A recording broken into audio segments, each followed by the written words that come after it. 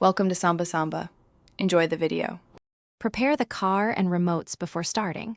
All doors must be closed and unlocked with a working mechanical key present, and the driver door should be closed. You can program up to 4 remotes in a single session. Gather every remote you intend to program together and ensure each remote has a fresh CR2032 battery if possible.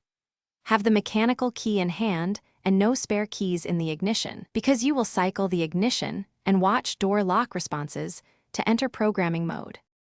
To enter programming mode, insert the mechanical key into the ignition and perform 6 ignition cycles. Turn from OFF to on 6 times, ending in on.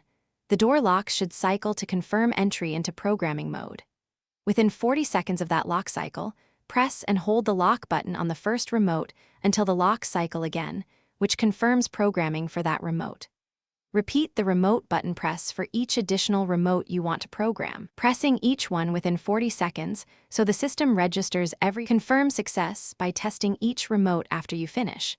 A successful remote program is confirmed when the door lock cycle twice after the button press, and the remote operates lock and unlock normally at a short range.